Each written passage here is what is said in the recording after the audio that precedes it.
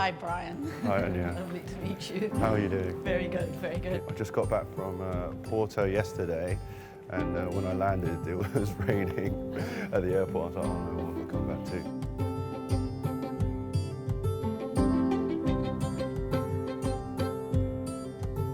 to? Thank you very much, Brian, for coming to join me in this chat today.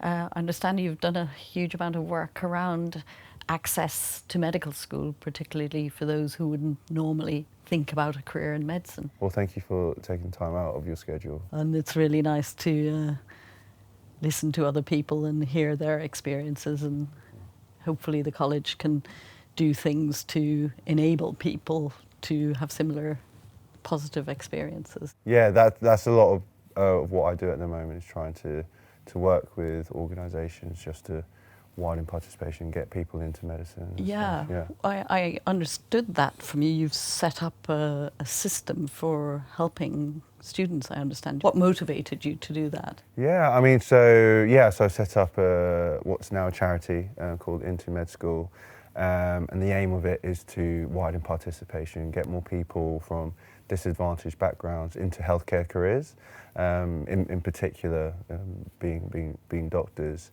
And a lot of it, I always wanted to do it throughout medical school. I always noticed that there should be something to help people from disadvantaged backgrounds, but I think it was all really emphasised during the pandemic.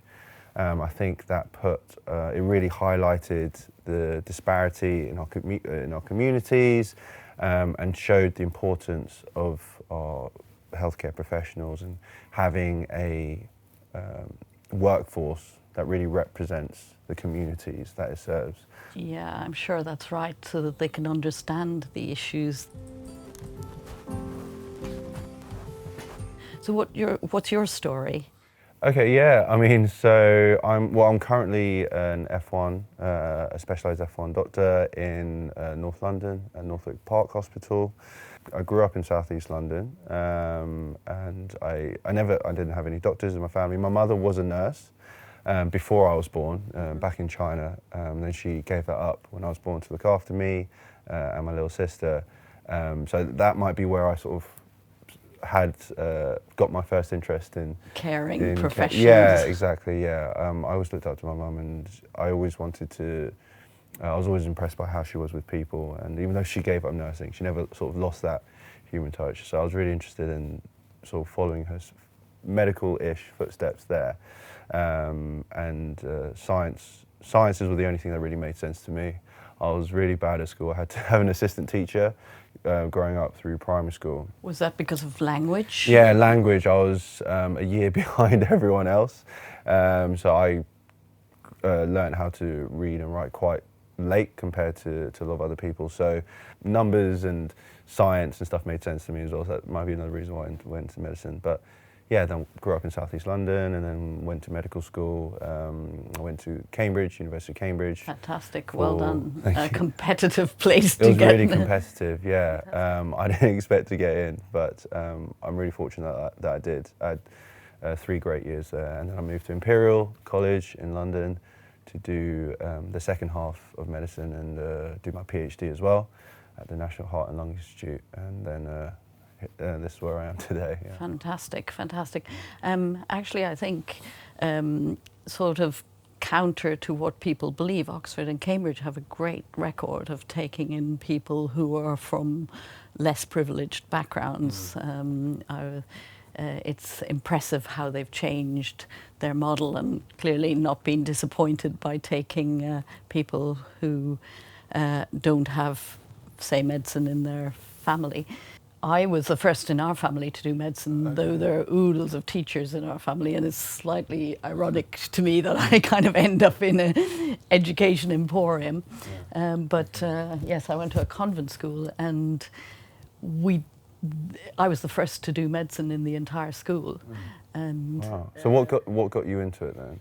Yeah, I actually had spent some time reflecting on that. There was a girl when I was 4 in our school, and she had I now know to be congenital heart disease, but I have a twin sister, and because we were a pair, we were set to mind her the days she did turn up to school.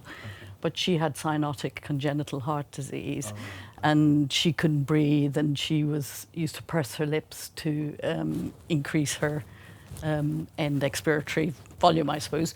And she had no opportunities to do what we were doing, and I was outraged as a child, but she died shortly afterwards, and I'm sure that is the thing that made me do medicine and be determined to do it, because in a Catholic school in Ireland at the time, it was entirely academic, our entry into medical school, so no interviews, just on your equivalent of A level. So you got double points for doing mathematics, but we had no mathematics teacher at that level. So a girl in our year was a fantastic mathematician, and she tutored 5 of us. Oh wow! And the school allowed us to take mathematics on our own outside of conventional classes. Wow. Okay. And we all did really well. I got into medicine. My twin sister followed the year after. Yeah. And we were very, but at the time we had to change the expectation. So I guess you were clearly very bright, but it was fortunate that you had someone there who could sort of help you. Yeah. Otherwise that opportunity might have been closed to you then. I think that's right. I think the way, the way things work out for people, the chance opportunities, having that girl who's now a professor of mathematics in the university, having her in our year, and her determination to follow her dream. And I suppose we had to be reasonably brave and fixed in our desire to do medicine. So like you, kind of pieces of jigsaws sort of coming together. So Brian, tell me a little bit more about your charity into med school. Yeah, so I started into med school initially 18 months ago as an initiative to help widen participation, widen access into higher education. So it started off small. It started off with just one LinkedIn post, and I asked a community of people I've connected with if any medical students or junior doctors wanted to help mentor a disadvantaged child. And I expected just a handful of people to sign up, most likely people that I went to medical school with. But I really wanted to make it work, and so I then started reaching out to people, asking them to encourage their colleagues and friends to sign up as mentors as well. It's done really well. So in the first week, we had about 100 people sign up, and then it grew. The first month, we had about 300, and now 18 months on, we've got almost 2,000 medical students and junior doctors that are mentors to a disadvantaged child. So now, obviously, at that size, it's grown into a national initiative. We work in England, Northern Ireland, Scotland and Wales as well. And so within each region, we have a regional representative, or in most cases we have 2, that represent the medical school in the area. Although not linked to the medical school themselves, we try to match the students with. Yes, I was going to ask you about that. How do you match the student? Is it geography based, or is it? Yeah, so of course with the pandemic, everything's been online. The way they interact with each other is online. However, it was always set up with a view to help people in person as well, for the mentors to eventually at some point meet up with the mentees in person and help with work experience and stuff. I always thought that would be easier, and it would be easier for them to connect if they were in the local region geographically. So when the students, when the 16 to 18-year-olds sign up, they tell us where their local medical school is, and then we have the representative within that region spot that, and then they link the students with a medical school, with a medical student within the local region. So we try the best that we can to match people up in the local regions, but we never tried. We try to not let that affect the matching process too much. So if we find there are some areas where we have a lot of medical students signed up, but not a lot of kids in that area, then we pull in kids from local regions as well and match them, and conversely as well. If you've got a lot of kids but that want to mentor, but the local medical schools may be quite small, or we've matched a lot of them already, we try and match those kids to people elsewhere as well. Do you find that it's the children who are already committed to a healthcare career who want to chat, or do you get a breadth of people, and how can we widen it? Yeah, so it's quite interesting. I mean, in terms of the people that sign up, we at the moment, we try to work with disadvantaged children, but we notice that a lot of the people that sign up, and it happens in flurries, are actual people from private schools, and then when we find that a teacher has pushed them towards, signing up to our initiative. But as an initiative tries to widen participation, we primarily work with people from state schools. And we do have a lot of students that come to us pleading for opportunity. They really want to get into medicine, especially because of the spotlight that the pandemic has put on our healthcare workforce. I think a lot of people want to go into medicine. But one thing we're also very conscious of is that we at no point want to push people into medicine. When people join the mentorship program, it's for us to help make sure that they have an informed decision about their future. Similar to what you mentioned about why people need work experience, it's for them to realize, okay, is this the right path for them? So we try and educate them, inform them about what it's like to be a medical student and a doctor. We do that through the mentorship program and our events. And for those that do want to go into medicine, we then, as I mentioned, continue to we help them with the application. But if they decide that medicine's not for them, but they want to go into alternative career paths, our mentors also try and help them navigate that as well. There's so many different careers, even if they want to stay in a caring profession, isn't there? Exactly, yeah. I think that's something that I definitely didn't know going through the application process. I think a lot of people aren't aware. Is all the allied health professions.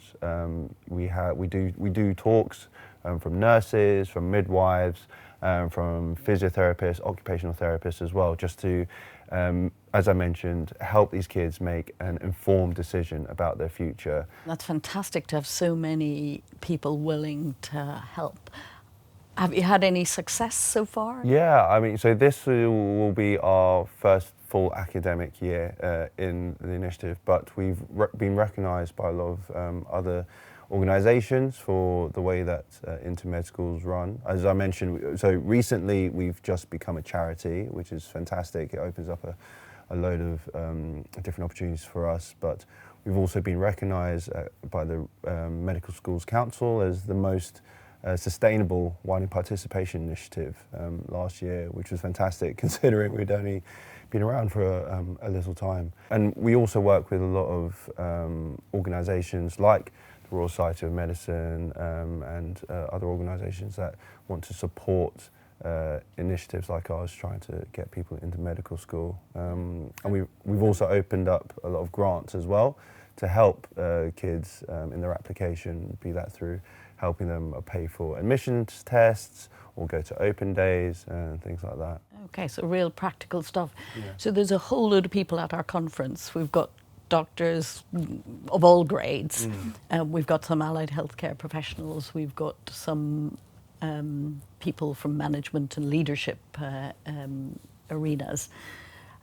What would your advice to them to be to help with deliver, if you like, the outcomes that we want to achieve? Yeah, I think obviously with the pandemic, a lot of things are going to be have to change with getting people work experience opportunities and getting them into hospitals. But I know that a lot of trusts, a lot of medical schools had their own initiatives trying to encourage people in the local area to attend open days to get into hospitals. I think it's great whenever we hear doctors that ask, okay, how can I help? And it's as simple as just signing up to support these initiatives, just offering your time to have someone follow you or to learn from you, I think is all these kids really need, just to get that exposure at least. Yeah, I think that's really important, is it not being afraid to have it a student in with you, Yeah, and show them what it's like, I think, isn't that? And even if that's not possible, I think it's also really great. I remember I had this at my school growing up, but actually visiting schools within the community, if you can't get the kids to come, and it can be intimidating for the kids as well to come into a hospital, but actually going into the community, you know, speaking to local schools, state schools if possible, and say, you know, would it be possible to talk to any of your kids that are interested in healthcare? It doesn't even have to be medicine or being a doctor, but we have a lot of people that are interested in other professions, and there's a lot of links in between them. So I think it can be quite inspiring to a 16-year-old or even younger to hear from a doctor or a nurse or, you know, a healthcare professional, anyone involved in healthcare, about their journey, especially those that come from different backgrounds. If we have those sort of people going into the schools, it really, I think, can make a big difference, showing that representation within our workforce. Yeah, Brian, what a fantastic initiative. Congratulations to you and the people who are working with you. These initiatives are so important, and well done. And thank you very much for coming to chat with me today. Thank you very much for your time. Thank you. You're welcome.